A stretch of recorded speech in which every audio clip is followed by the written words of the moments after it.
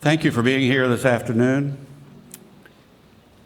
in and on the land of the Lumbee in Pembroke, in Robeson County, the land of 50 swamps, 50 named swamps. There may be 50 more that carry no name, but others will have to inform me of that. I'm Bland Simpson, the president of the North Caroliniana Society, and it is our great honor to be here. This is our 50th year, and for most of our annual meetings, we have met in Chapel Hill, where the Society was founded in Wilson Library in the North Carolina collection there, the largest collection of state materials, legends, lore, church bulletins, you name it. We have the largest amount of state-centric materials in the United States of America. And almost every author I know in North Carolina works in that collection in some way or another, and probably always have since they have become writers in our state. Welcome. Hope you enjoy our ceremony. We've been looking forward to it for most of the year. And before we proceed, I want to introduce the director of North Carolina's American Indian Heritage Commission to bring his greetings from Raleigh. Curry Bird, thank you.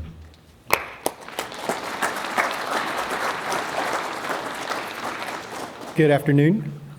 My name is Curry Bird, a citizen of the Sisseton Wahpeton Oyate and of Lumbee heritage of my mother. I grew up here in Pembroke, attended public schools here in Pembroke and Robeson County. I attended I attended Pembroke State University when I was here, and transferred to UNC Chapel Hill where I received a degree in political science. I'm honored to stand in as a representative for Secretary Pam Caswell. She is a member of the Coharie and Lumbee tribes, and someone I became friends with at UNC Chapel Hill. Secretary Caswell is the first American Indian female appointed to a cabinet-level position in North Carolina. She was appointed by Governor Roy Cooper as the Secretary of the Department of Administration, where she served 8 years. Governor Josh Stein was so impressed with her hard work and dedication to the citizens of North Carolina that he tapped her to be the Secretary of the Department of Natural and Cultural Resources, where she started her term in January. I'd like to start by telling you a little about the Department of Natural and Cultural Resources. We care for North Carolina's treasures, literally from A to Z, the arts to the zoo, and everything in between. Our state library, symphony, parks, history museums, aquariums, African American Heritage Commission, history, state archives, archaeology, land and stewardship, and historic preservation. DNCR is also home to the American Indian Heritage Commission, where I serve as the inaugural director and assisted by my associate director, Quinn Godwin, who is Lumbee, and I do believe his parents are here as well, Harvey and Sheila Godwin. They're right up here at the second row. And we are happy to see that these places and ideas they represent create a shared identity among us as North Carolinians, and they provide common ground. All are welcome. We are happy to see Dr. Joanne Chavis Lowery recognized as a woman of the Dark River, a path maker, and a wisdom keeper. She is passionate about Lumbee people and is a true advocate wherever she goes and whatever arena she is in. She is also a caretaker of our traditional stories and experiences. In her performance in the drama Lumbees, and I've noticed there are a few of her fellow actresses and actors with her, which was written by Darlene Ransom, who is also here. She spoke so eloquently of her life experiences of growing up in the Lumbee community and how it shaped her worldview, how she longed to make a difference for those who followed in her footsteps, sharing her wisdom while creating a path for those who followed. For these reasons, we can see why Dr. Lowery is being honored today. She has dedicated her life to making the world a better place for all. There is no one more deserving of this recognition today as Dr. Joanne, as she is most affectionately known to those who know, love, and admire her. Congratulations, Dr. Joanne, on your recognition.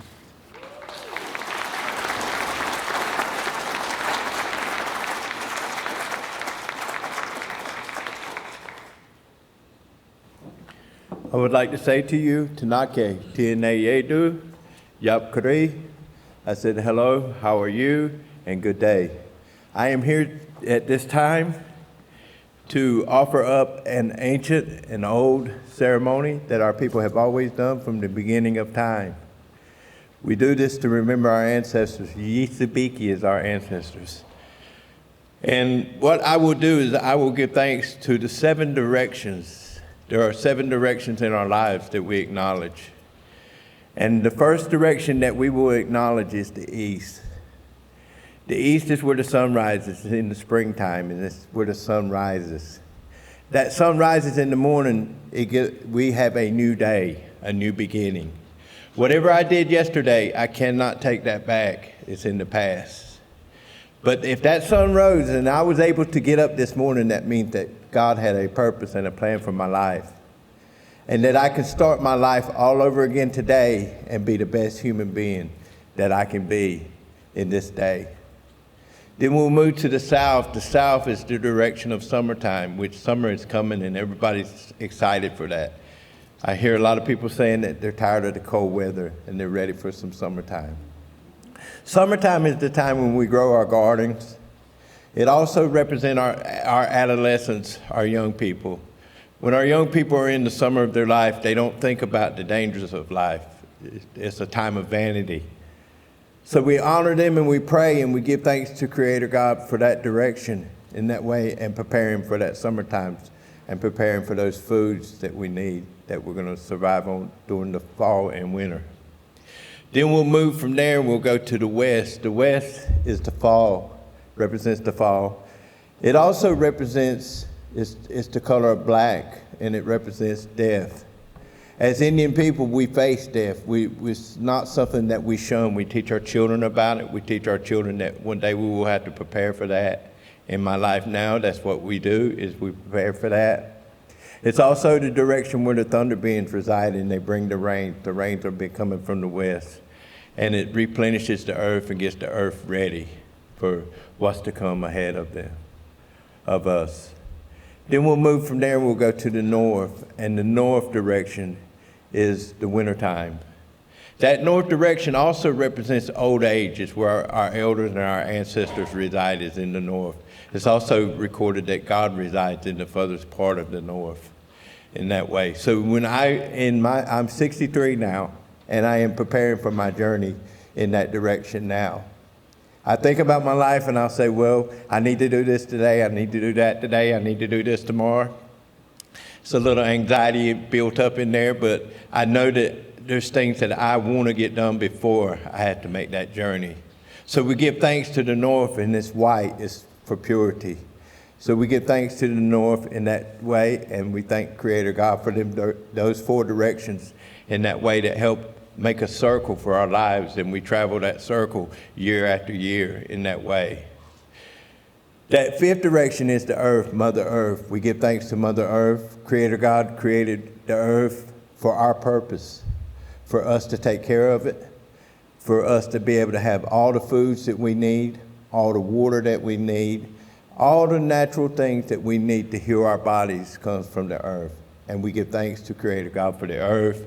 And we honor that earth in that way, and we try to take care of it in that way. That 6th direction is Creator God. When we rise in the morning, in the old days, our people would rise in the morning, and they would greet the sun. The foreigners, when they came over, they saw us doing that, and they thought we were worshiping the sun, but we were not worshiping the sun. We were worshiping the powers behind the sun. and giving thanks to Creator God that that sun rose, because we knew that we needed that sunlight to be able to live, and that things would grow with that sunlight. So we give thanks to Creator God, and we always look up and remember that and give thanks to Creator God in that way. That seventh direction is that small, still voice that Creator God put in each one of us. That small, still voice tells us, it directs us in the ways that we should travel, how we should carry ourselves.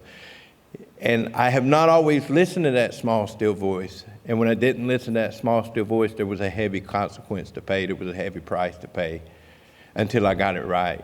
And then I had to go back and get it right until I got it right.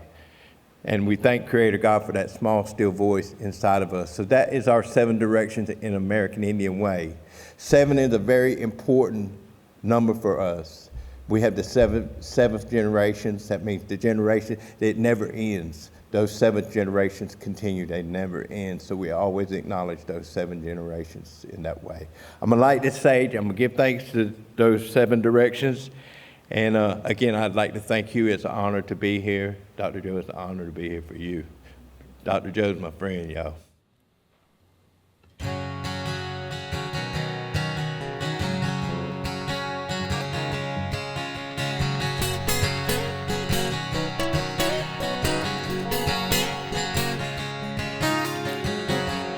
Hey, where do we go? Days when the rain came down in the hollow, playing a new game, laughing and running, hey, hey, skipping and jumping in the misty morning fog with our hearts talking to you and girl,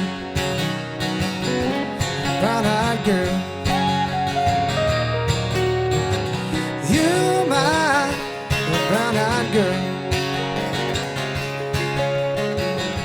So whatever happened, Tuesday is so slow, going down with the old man, the transistor radio, standing in the sunlight lamp, hiding behind the rainbow's wall, slipping in a slide all along the waterfall with you, brown-eyed girl. See, you, my brown-eyed girl. Y'all help me out with you. Hey, do you remember when?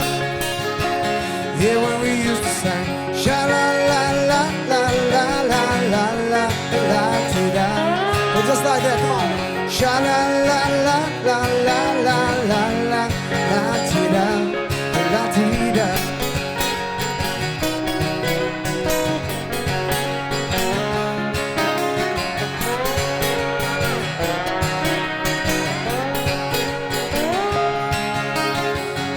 So hard to find my way now that I'm all on my own. Saw you just the other day. My, how you have grown. Cast my worries back there, Lord. Sometimes I'm thinking about making love in the green grass behind the stadium with you, a brown-eyed girl. See, you, my brown-eyed girl. Come on, y'all. Hey, do you remember when? And we sang, yeah, when we used to sing sha-la-la-la-la-la-la-la-la-la-ti-da. Let me see it here. Sha-la-la-la-la-la-la-la-la-la-ti-da. Sha-la-la-la-la-la-la-la-la-la-la-la-ti-da. Sha-la-la-la-la-la-la-la-la-la-la-la-la-ti-da.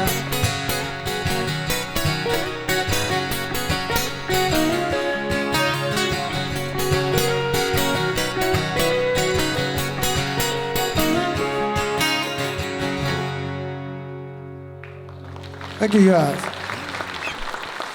So I sort of chose that song because I felt by knowing Dr. Joanne, Miss Joanne, or as I like to call her, Cousin Joanne, Knowing her personally, I just sort of felt like that song was from a time she could really relate to.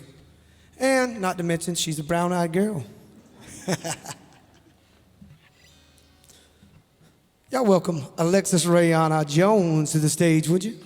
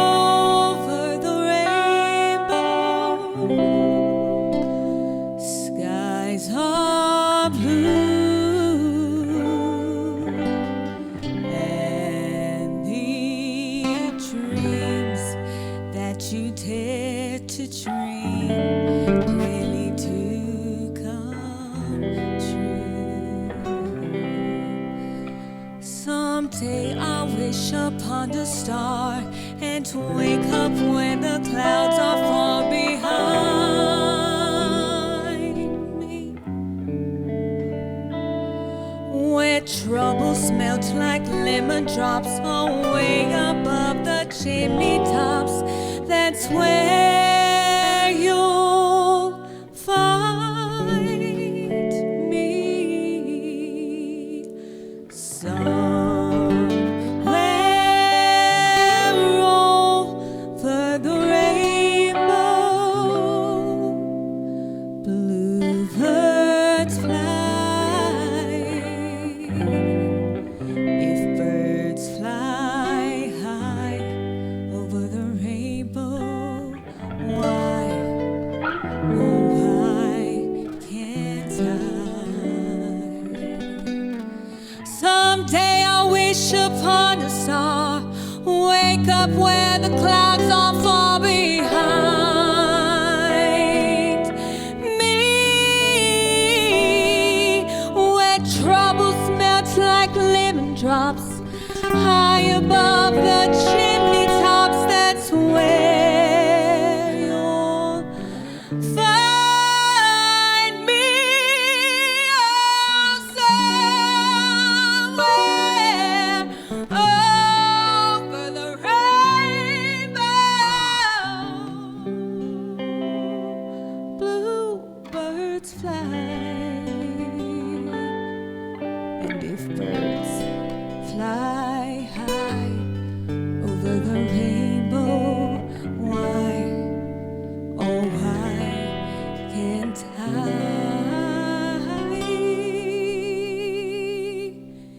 If happy little bluebirds fly beyond the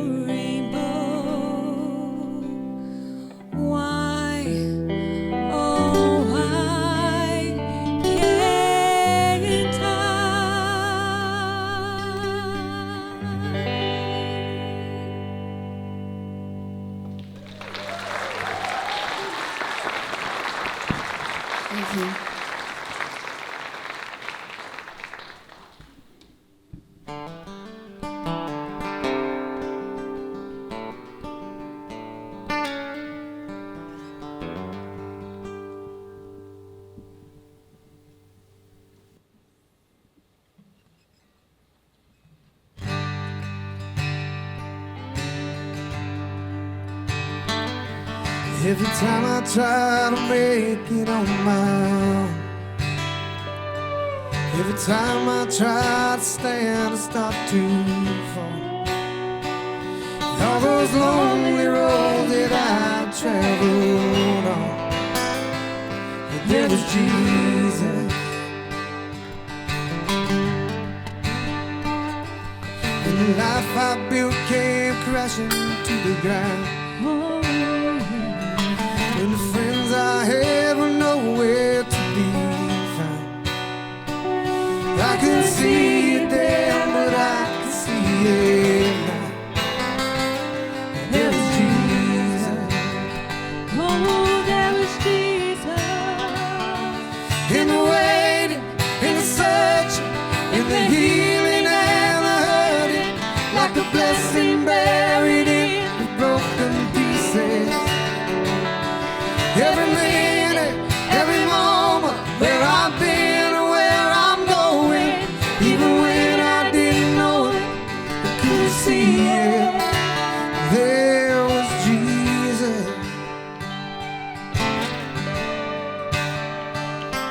For the man who needs amazing kind of grace. Forgiveness at a price I couldn't pay. I'm not perfect, but I thank God every day. There was Jesus. Oh, there was Jesus. In the waiting, in the searching, in the healing and the hurting, like a blessing buried in the broken pieces.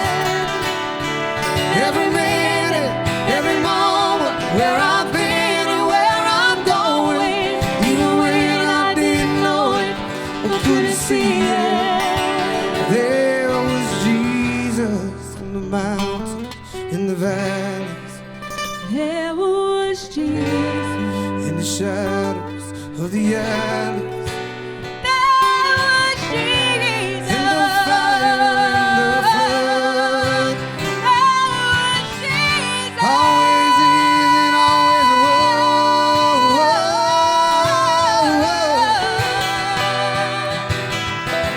Oh, I never walk alone.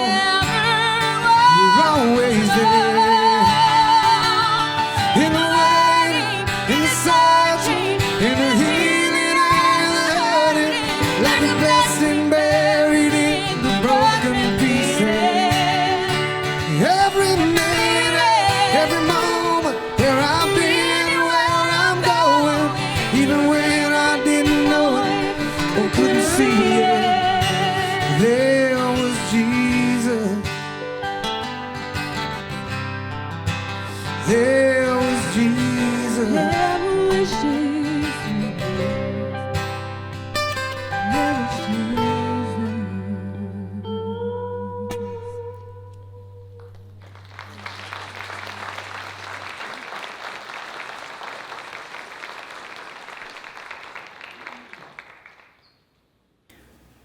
Friends and honored guests, I'm so grateful that we've gathered here on this sacred ground, land that was protected and nurtured by the first peoples who, for many generations, floated and fished on the dark rivers and foraged among the plentiful bear, deer, and bison in this watery landscape.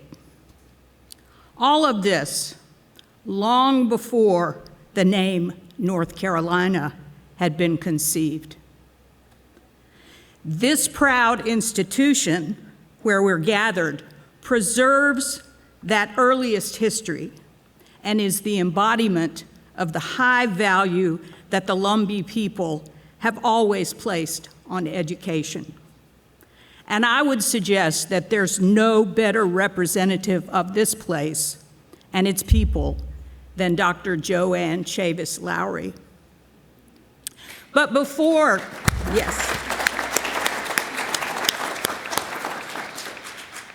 I share a bit more about Dr. Jo, as she's known in these parts, I have to call the names of some people that are with us today, but only in spirit. Their relationships to Dr. Jo are essential to her story. Yesterday would have been Society member Bo Thorpe's 92nd birthday.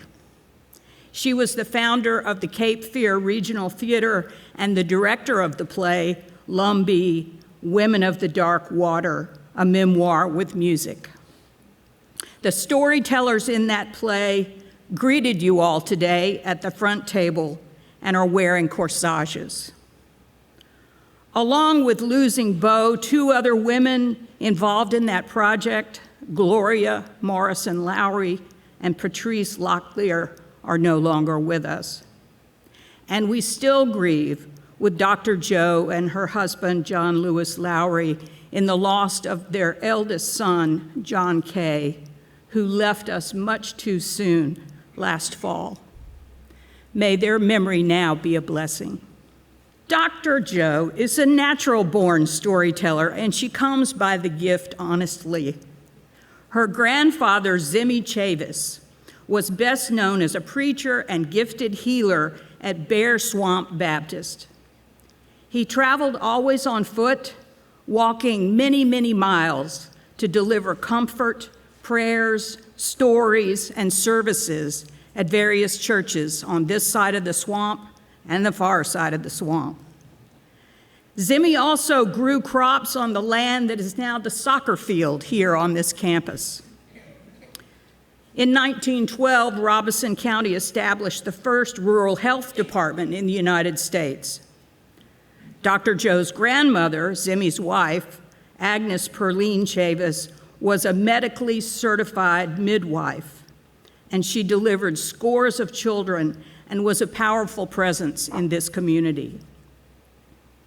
These 2 elders had a big influence on young Joanne, who went to college to study English here at Pembroke with the aim of serving her community as a teacher. Miss Joanne is how her first students at Magnolia knew her. She was just out of college and assigned to teach an unusual class. Free-range students is how Darlene Holmes Ransom described her classmates at Magnolia. Miss Joanne was young and beautiful, and she really didn't know how to discipline us, Darlene says. We were wild, but we wanted to please her. Miss Joanne put up a good front, trying to be stern, but the students would sometimes catch her as she turned away, laughing at their antics, trying not to show too much amusement. I suspect many of us had that kind of teacher that was pivotal in our lives, who helped us find our strengths or discover our path. And from what I hear in this community, there are scores and scores of students who remember Dr. Jo and her sister Erlina as amazing role models. Dr. Jo was such a good friend to her students that she eventually became a guidance counselor, offering her positive attitude and quick support in times of need. She immediately sensed when a student was insecure or lacked confidence. When she told you you were college material, you believed it, Darlene said. And Dr. Jo is still a guiding star in this community. For her, storytelling is an essential act of preservation, of history, of values, of culture. She even carries her family's genealogical chart on her phone in case she needs to refer to it, though she has amazing memory for dates and facts. Dr. Jo is an active leader of the elder group for the Lumbee tribe, and her reputation stretches across the nation in this role. I understand she also makes the best collards you have ever tasted. The secret is sausage. She creates dazzlingly complex quilts that win prizes, and her ribbon skirts and dresses are in huge demand, and she can bake a 16-layer cake. Her eloquence, her grace, and her integrity are commanding.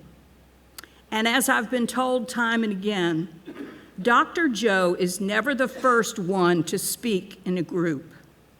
Rather, she is the first to listen. So that when she does finally speak in her quiet voice, you listen. And it's with the greatest respect and affection that I now invite you to listen to our honoree, Dr. Joanne Chavis Lowery.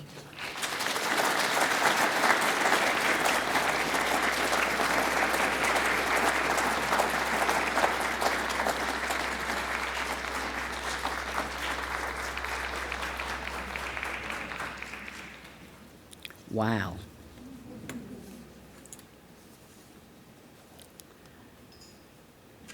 Knowing who we are and where we're from is very important to our people. I want to begin with the passage I wrote called "Who Is That?" As I was speaking at a gathering, a friend of mine was asked by an audience member who missed the introduction, "Who is that?" My friend said, "That is Ulysses and Lena Chavis' knee baby girl from Bear Swamp. She attends church there still. She is number 12 of 13, 6 boys and 6 girls living. The older 2 girls run the shoe shop in Pembroke. She lives at New Hope with her husband, John, a Lowery boy from Gray Pond. She has 3 children and 4 grandchildren. She was a teacher, a counselor, a therapist, and a counselor educator. One of her brothers is a pastor at Baker's Chapel and has been there, as of today, 40-plus years. Her grandpap Zimmy was the walking preacher. She had an uncle who attended a school out west at government expense way back when the 10,000 acres of Pembroke farms were established in the late 30s and 40s. She loves baking cakes, cobblers, and banana puddings. She loves making yellow homemade pastry and eating homemade Johnny cakes. She is a Lumbee and a sweet tea Indian, according to Sherman Alexis. Comes from a long line of educators on her dad's side, loves powwows, she loves to sew, got that from her mama's mama, Granny Can. The lady in attendance said, No. What's her name? Oh, her name is Joanne Chavis Lowery. I thought you wanted to know who she was. The next piece is called Where I'm From, and I have Miss Georgianne Eubanks to thank for sharing that model with us. I'm from water drawn from a well, from buckets, from root vegetables stored under our house on dry, dusty dirt and hedged in straw and dirt mounds. I'm from Mama's morning glories, daffodils and zinnias, with sweet fragrances that filled warm summer air from quilting bees and canning. I can still taste Mama's Johnny cakes and chicken and pastry. I'm from sweet tea Indians and powwows, homecoming parades, drums and regalias. I'm from summer revivals that lasted a week with dinner on the grounds, morning sermons and afternoon sermons dashed with prayers, songs, and souls being saved. I'm from the clans of Zimmy and Agnes and Clinton and Chavis, from Life is Like a Mountain Railway, sung softly and passionately. I'm from that big house on Philadelphus Road that was home to 12 children with a lot of company, sailors, teenagers, cousins, men getting haircuts, people coming to use the telephone, coming to see Elvis, and kids with bushy hair getting dirty in the yard. I'm from so many years of missed days of school, and yet that filled me with a passion for learning. I'm from the Jet Bay, Bear Swamp, and St. Anna, from vacation Bible schools with lemonade and crackers. Thank you.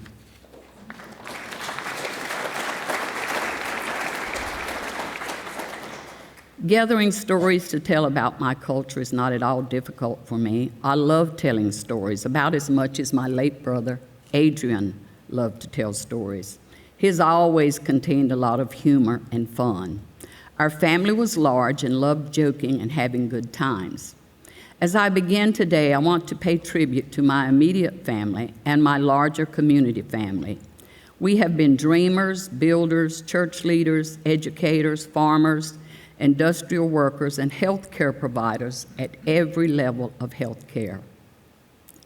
We are the original Southerners, so it makes sense that much of our culture is Southern culture. Our elder women continue traditional quilting. I call them fiber artists.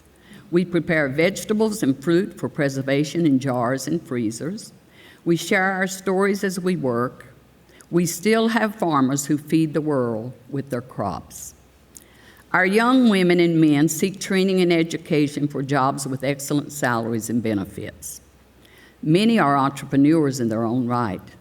We continue to have our people whose primary employment is preserving our history, our way of life, and practicing our traditional culture. Our churches still have monthly gospel sings. Our young people are avid powwow participants in and outside North Carolina. We are known around the world for our strong family ties, our relationships, and our service to others.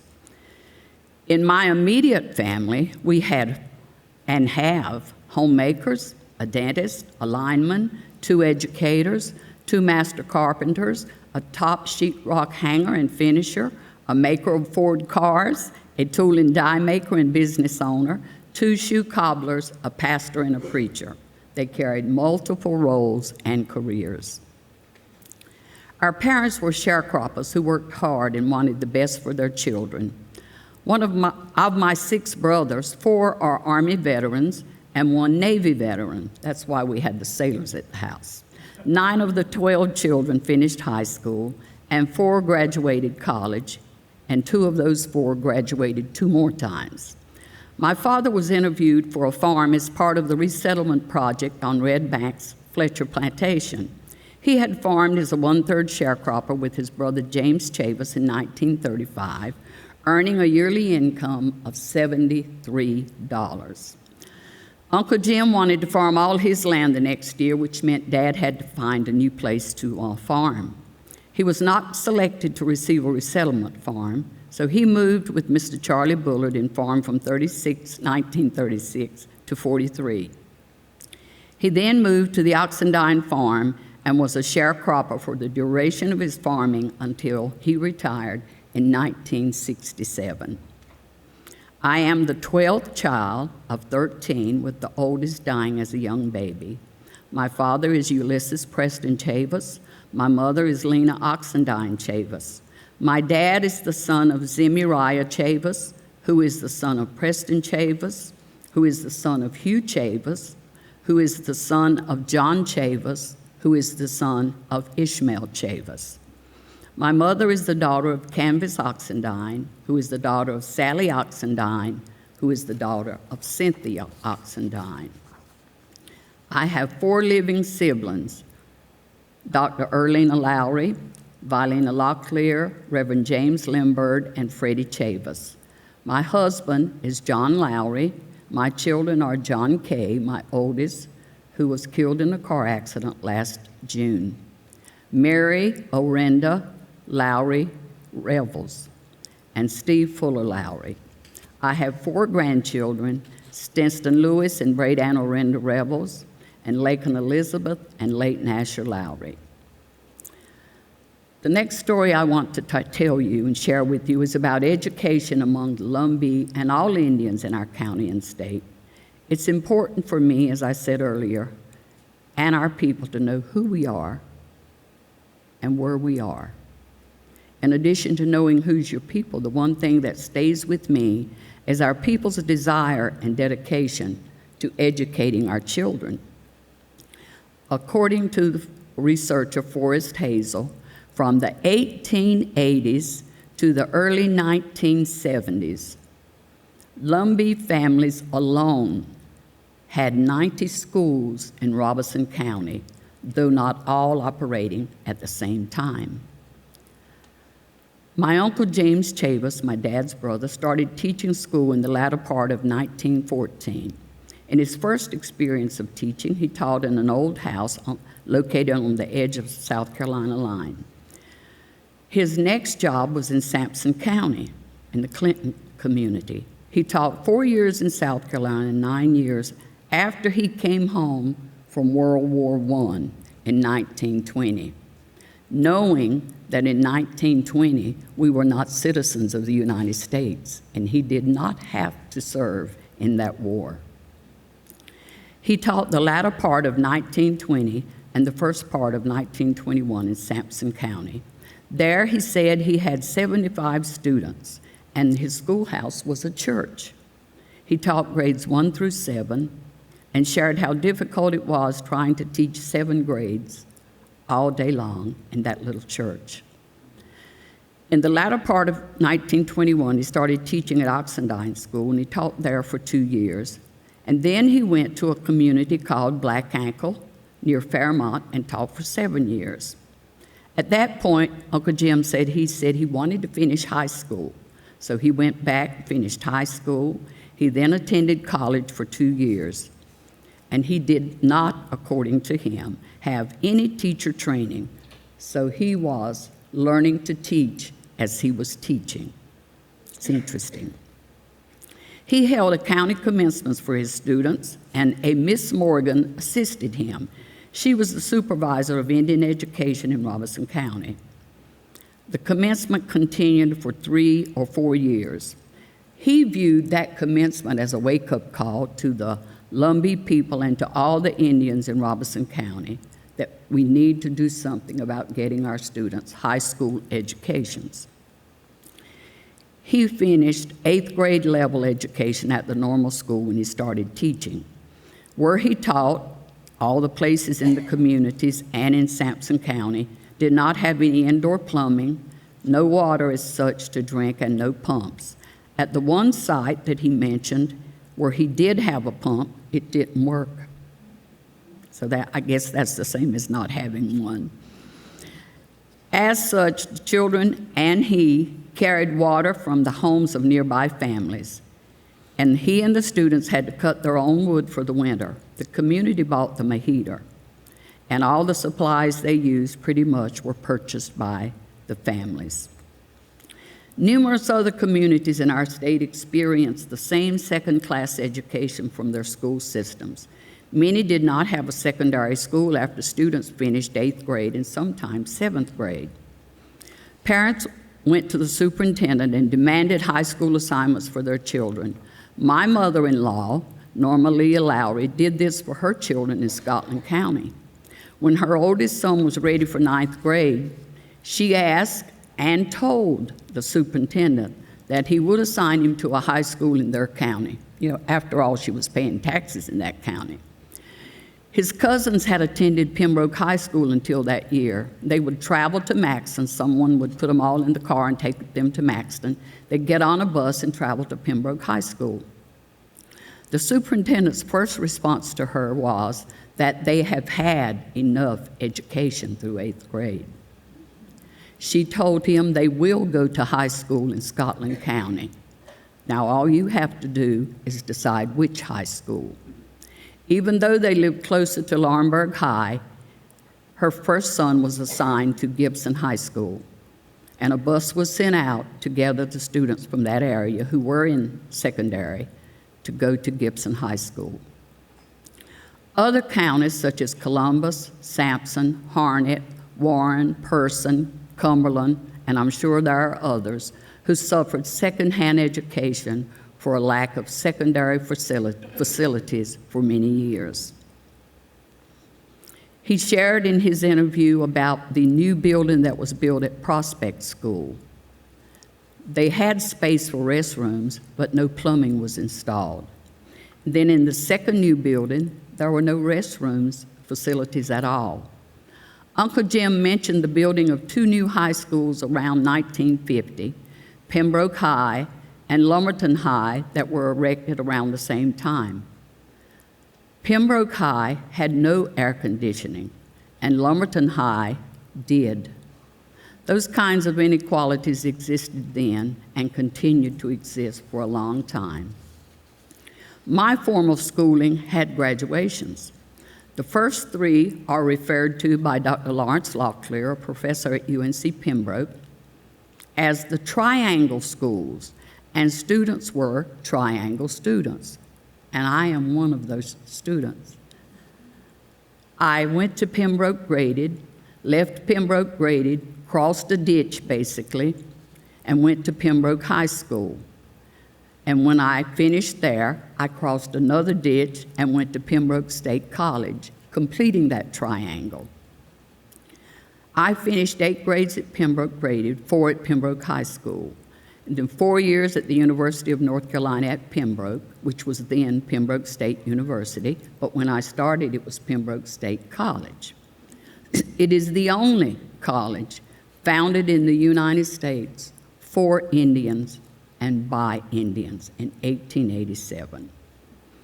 I attended Appalachian State University and UNC Greensboro. I have a Bachelor of Arts in English and a Master of Arts in Counseling and a doctorate in counseling education. And I have certification as a reality therapist and a number of other certifications, national certification, licensed in North Carolina for private practice. I told them a whole bunch of alphabets after my name. But one of the most enduring stories I share is that of my grandparents.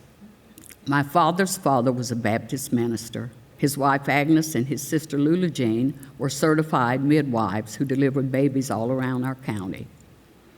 Granny Agnes, as we called her, delivered babies in Pembroke, Back Swamp, Smiths, Red Springs, and Philadelphia, to name a few.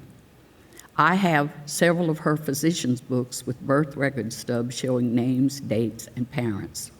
She served black families and Indian families. I don't have any record of Aunt Lula's books, and I decided in my mind she must have been using my grandmother's books too. My grandfather was known as, and is known as the walking preacher. In his own words, he gave a brief description of his church service. He helped organize 5 missionary Baptist churches: Zion Hill in Rennert, Cape Fear Mission in Fayetteville, Union Light in Maxton, Piney Hill in Rowland, and he did mission work in North and South Carolina, Georgia, Alabama, and Maryland. And he also worked for the railroad. He would travel, he said, mostly by foot. And I'm still trying to settle that in my mind, how he went to all those places and did all those things without a vehicle. But he and his wife didn't drive.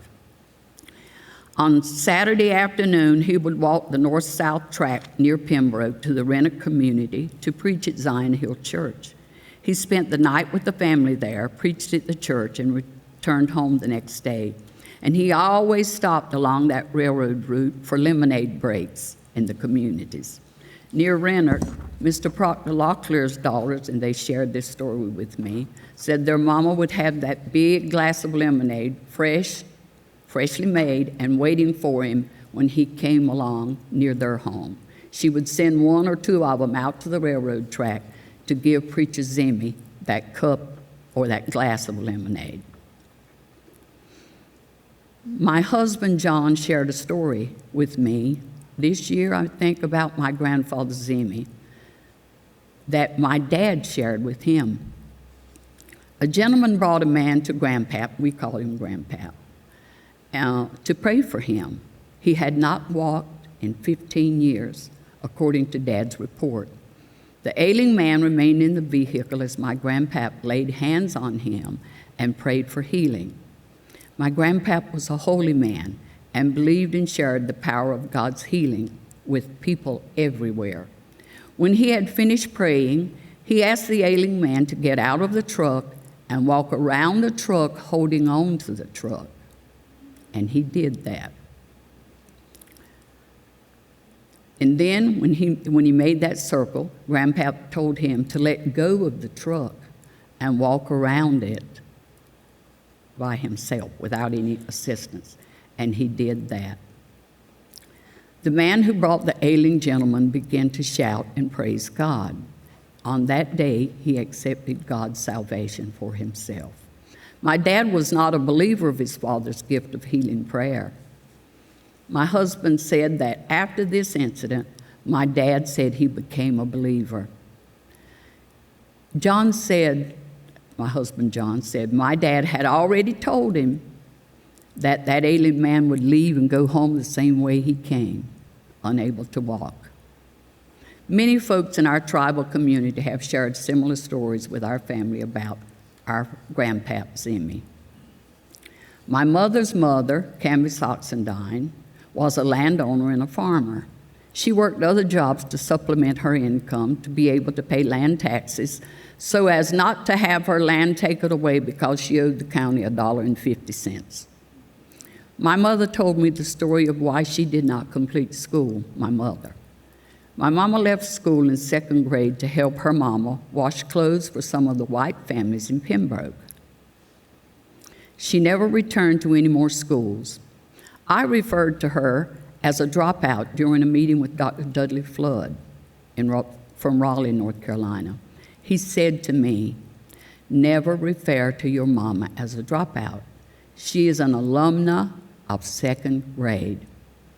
And he said some more profound words to me. You must remember that your people and my people were never supposed to go to school.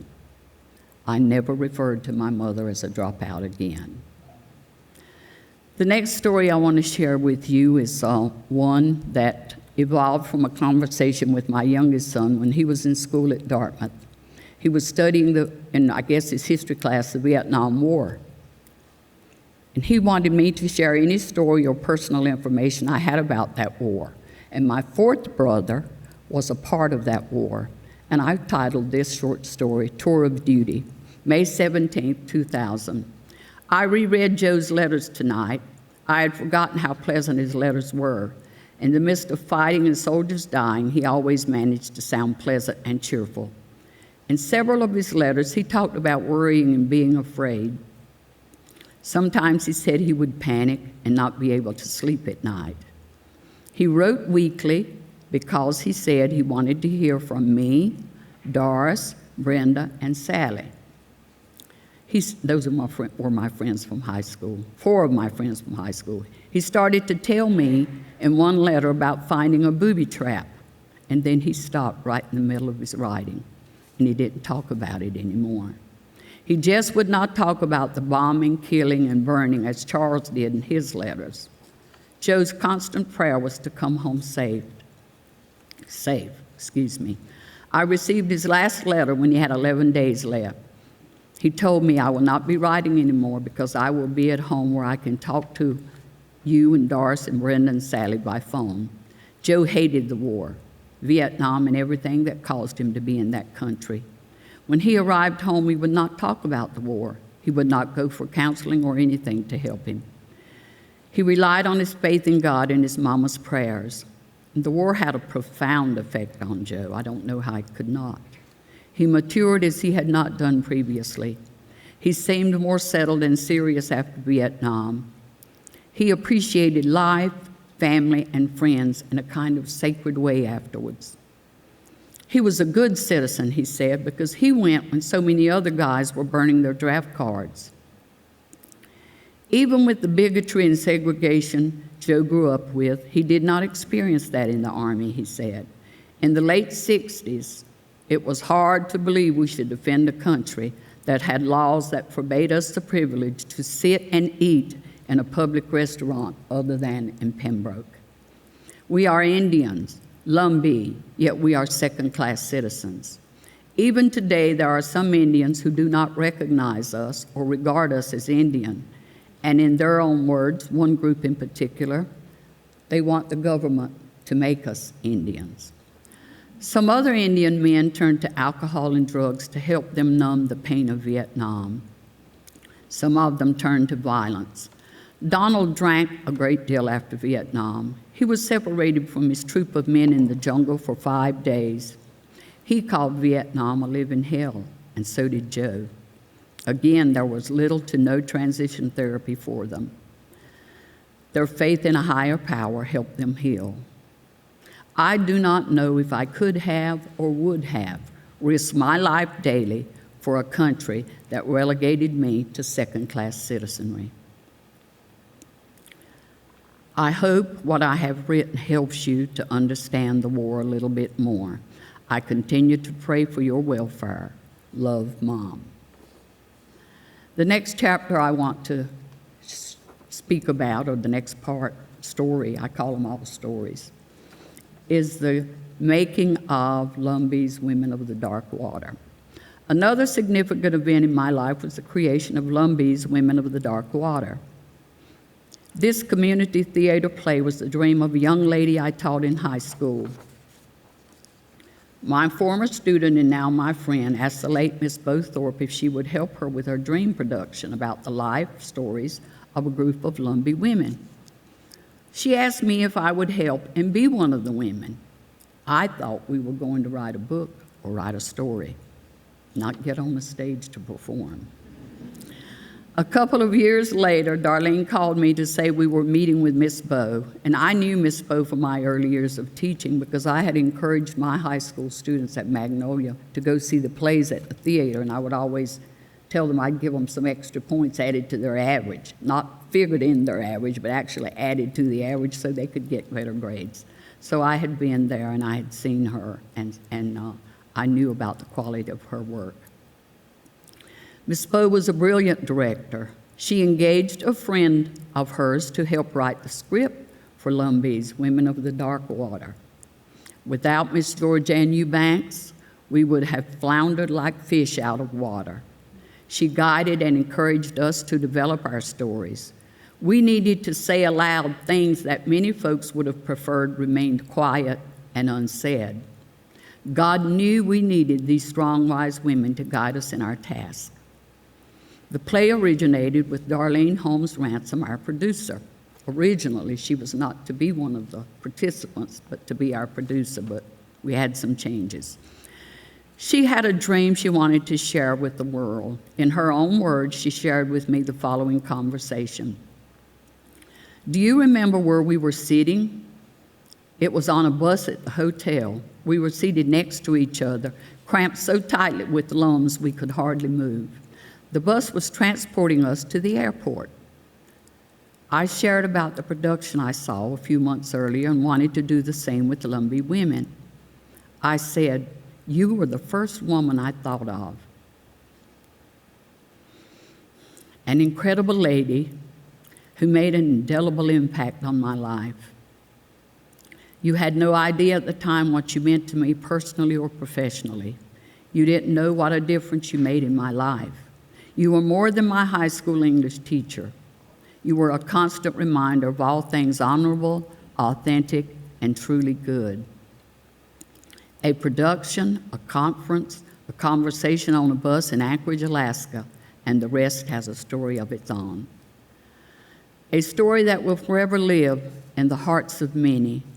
Thank you for saying yes to someone who greatly loved, admired, and respected you immensely. In reality and at the time, you didn't know what you were saying yes to, and that's true, I didn't. You trust in me, or your trust in me was and will always remain a thank you in itself. If other women are telling their stories, why not Lumbee women? Why not Waccamaw Siouan women? Why not Coharie women?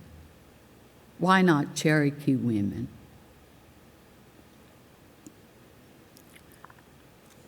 I had not been in any kind of play, professional or otherwise. I thought we were writing a book. The other ladies had little to no stage experience either. We all wanted to help Darlene achieve her dream. We met early on with the dames, and they shared their approach to presenting their stories. We liked it and decided we would use that same format. Stages of our life, beginning with early schooling, college, dating, music, getting married, dating and then getting married, families, all of that we included in that story, and especially growing up brown in a black and white world. We lost 3 of our original members to family matters and different reasons, and we had to replace those women, but we did that easily. I agree that we should share our stories with as many public audiences as we were able to do so.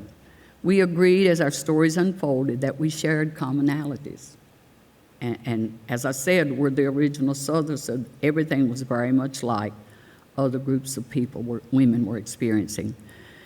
We had common experiences of how we came to be the women we are. We grew to love each other and the process we were experiencing, our community. And we evolved together over time. We had, it seemed, been together forever. We came to know the answer to who is that? Who's your people? We related to the stories our women were sharing and found the power of sharing our stories. It was freeing for us to share laughter, tears, speak of people we missed who had left us with a legacy of friendship, family, and relationships. Healing was our outcome. We knew that was true for us and can be for anyone willing to share their stories. That is our culture, our legacy, our hope for our people to keep telling our stories. I want to include at this point, I call them personal notes of interest. I want to add to my message today with some personal comments. I am a direct person in my responses to questions, requests, or opinions, and I make efforts to be diplomatic in the process. I can only be honest in responding to people. If someone places a value on what I'm saying or doing, that is not my decision or my choice. I wrote some pieces when we were writing our stories for our Women of the Dark Order that might be interpreted as too much or too strong. It can never be said that I was not being honest. Questions about stereotypes of Indians, marrying outside your race, confronting racism, and dealing with difficult people who are not easily handled, and yet I have done so. Many of our folks migrated to towns in our state. In the early 60s, I had a friend who moved to Greensboro, and she shared this story with me a number of years ago. And she was going to work in a public job, and so was her husband. And she'd called a couple of daycares, and one of them said, yes, bring your twin daughters, bring your daughters, and we'll take them.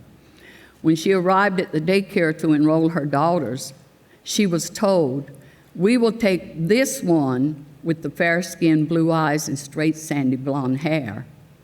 But we can't take that one with the dark skin and the brown eyes and the dark hair. Her heart was broken. She said there was no way she was going to break her girls up, put one of them there and one someplace else. She took her girls and went back home, and she told me that she called around to a number of places and was very upfront with them that her girls, they were twins, but looked very different. It is a kind of racism that never died.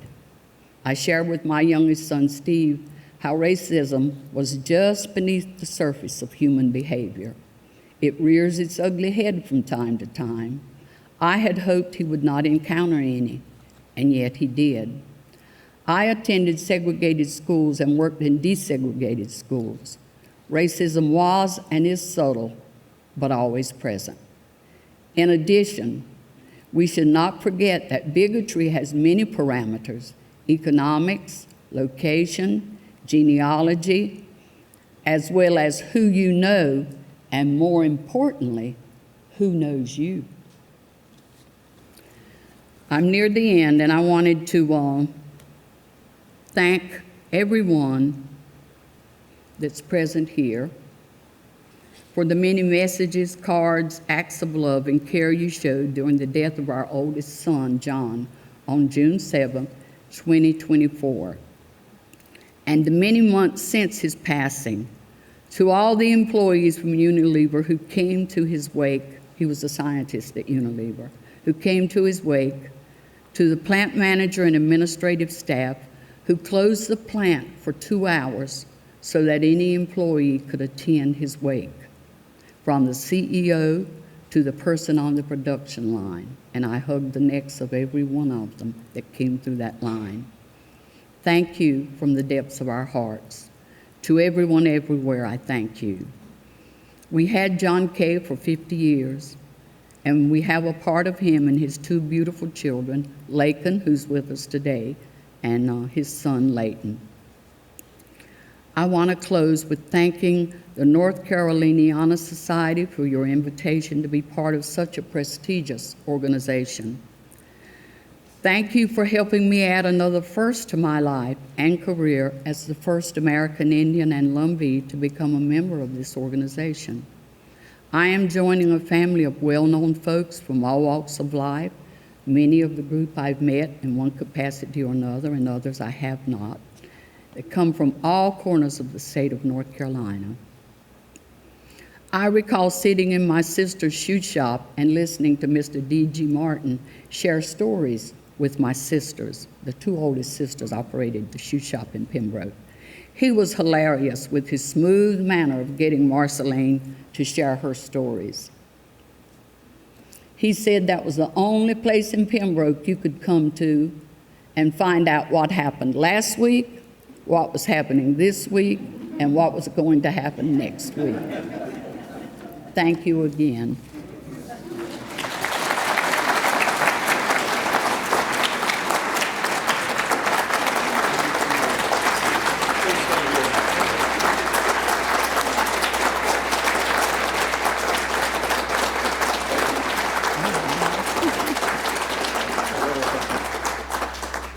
Dr. Joanne Chavis Lowery, for your service and inspiration, not only to your people, to our people.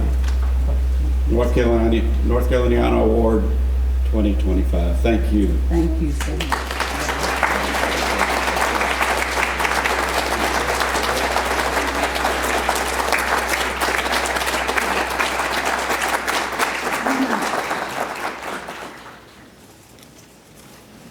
I'm going to say wow again. This is wonderful, absolutely wonderful. I was visiting a lady from our church the afternoon. I got a call from Jordan about the nomination and the award. And that was, I think, in November. And I said, I have to get busy and do some research, find out about this group. It is a very prestigious group, and I'm just so thankful to everyone who voted. And if I'm correct, Georgianne, you said it was a unanimous vote? It was a unanimous vote for me to join. So that speaks to, I've done something good. But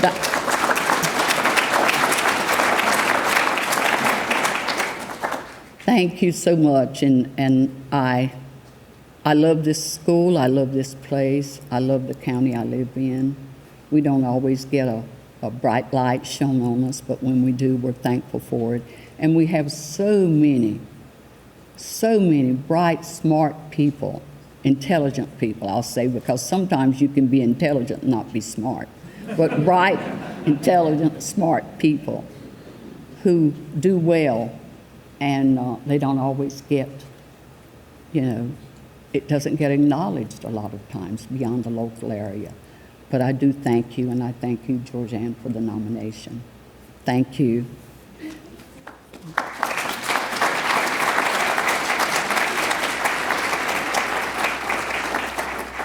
Reverend Timmy Chavis is going to come up, and then we'll have the closing song.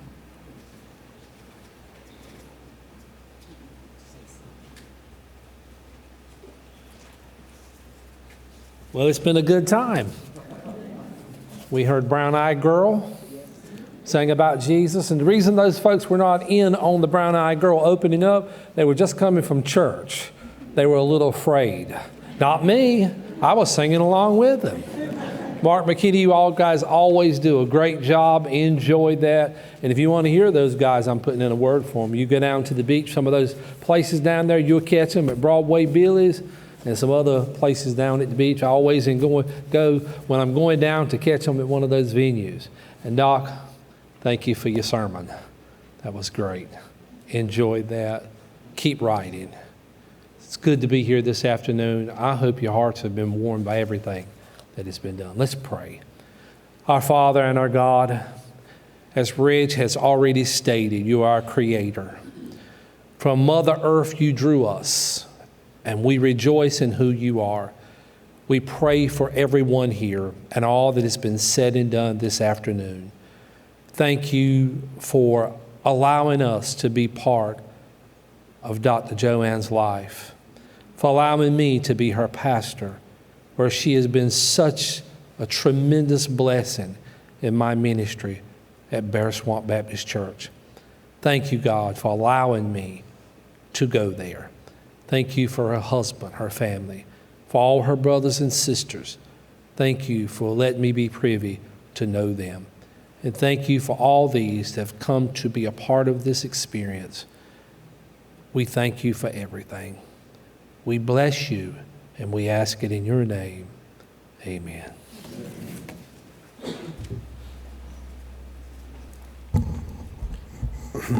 The song that I would like to sing for you, I composed a song, but it's not my words. The words originated in the 1830s and 1840s by a lady named Susanna Dow. And Susanna Dow was recorded as one of the last speakers of the language in our community. There was always people coming here, and they were putting the Lumbees under microscopes and trying to figure out where they came from, who they are. And there was a historian, Robert K. Thomas, came here, and he recorded Dolly Maynard telling him about his grandmother. And she quoted a phrase to her grandson, Eptatewa Newasin. It means, I love the one who died on the tree. Translated in our way, it means, I love you, Lord Jesus. So in that way, I will sing this song in honor of Dr. Joanne. If it had not been for her, Susanna Dow, speaking what's on her mind and not keeping that and taking that to the grave with her, we would not have known that today. And I see Dr. Joanne Lowery, she's a lot like that. I have the honor to get to speak to her every Monday with the elders group. And she shares a lot with me, and I thank you for that. I thank you because you mean a lot to me.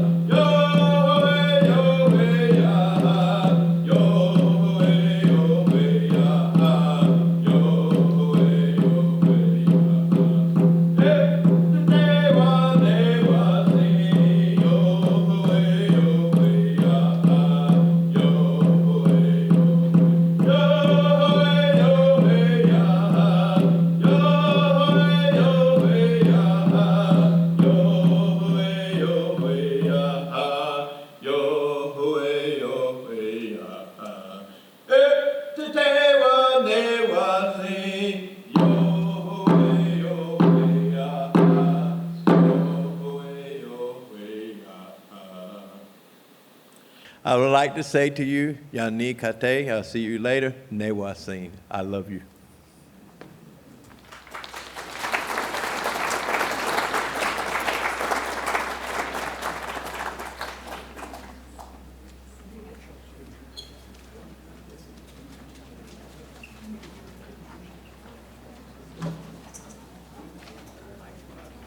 Ladies and gentlemen, if you'll please stay with us and enjoy some refreshments. You'll find some food out here in the hallway in just a few minutes.